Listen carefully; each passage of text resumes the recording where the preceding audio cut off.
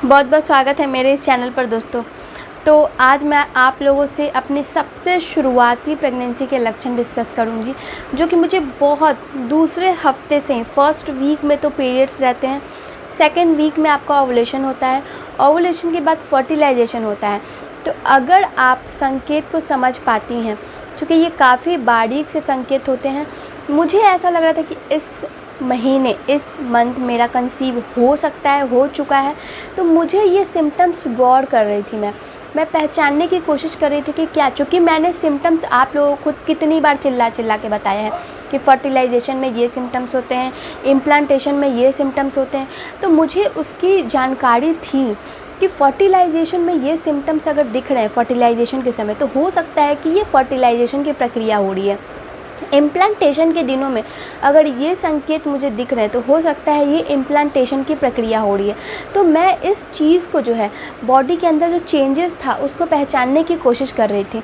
तो फर्टिलाइजेशन जो कि सेकेंड वीक से थर्ड वीक के बीच में होता है, तो सेकेंड वीक जो ओवुलेशन का टाइम होता है, उस वक्त तो एग रिलीज़ होता है और फेलोपियन ट्यूब में आता है। फेलोपियन ट्यूब उसको सक करके अपने पास बुलाती है।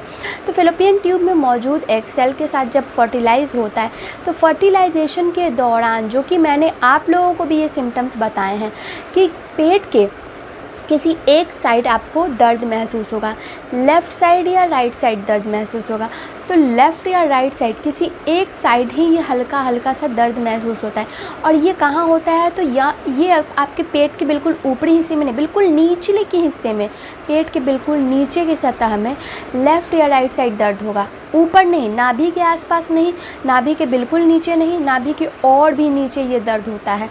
ठीक है, जहाँ पे थाई के बोन्स होते हैं ऊपर वाले, वहाँ पे आपको हल्का सा दर्द महसूस होते रहेगा। ये दर्द एक दिन हो सकता है कि पूरे एक दिन महसूस हो, या फिर किसी दिन नाइट में या डे में किसी दिन किसी भी घंटे आपको महसूस हुआ हो। वैसे तो ये दर्द ऐसा नहीं है कि लगातार चलते रहता है, बहुत तीव्र होता है, नहीं, ये दर्द उतना तीव्र नहीं होता है। ये बिल्कुल हल्का हल्का सा दर्द होगा। हो सकता है उस वक्त होगा, फिर रुकेगा, फिर कुछ देर बाद होगा, फिर रुकेगा, फिर कुछ देर बाद होगा। तो ये एक आध दो दिन तक इस तरीके से चलते रहता है। तो फर्टिलाइजेशन में भी तो समय लगता है। जैसे फर्टिलाइजेशन में जाइगोट का निर्माण होता है, फिर ब्लास्टोसिस्ट होता है, फिर एम्ब्रो बनता है। तो ये सारे जो है ये बनते रहते हैं।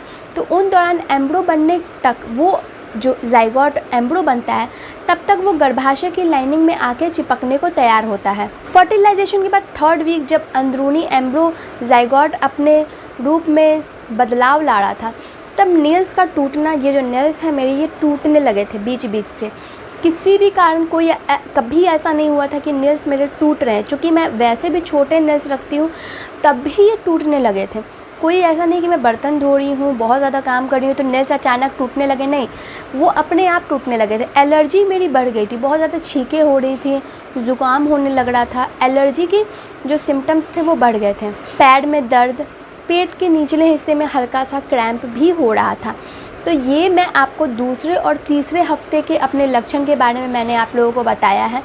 आप भी नोटिस कीजिए, जैसे मैं ये नोटिस कर रही थी और मुझे पता था कि हो सकता है कि इस महीने कंसीव हो रहा है, क्योंकि फर्टिलाइजेशन के दौरान ये सिम्टम्स दिख रहे हैं, इम्प्लांटेशन के दौरान अचानक से ये सिम्टम्स दिख रहे हैं, जो कि मेरे नॉर्मल डेज़, नॉर्मल ज़िंदगी से बिल्कुल अलग हो रहे थे।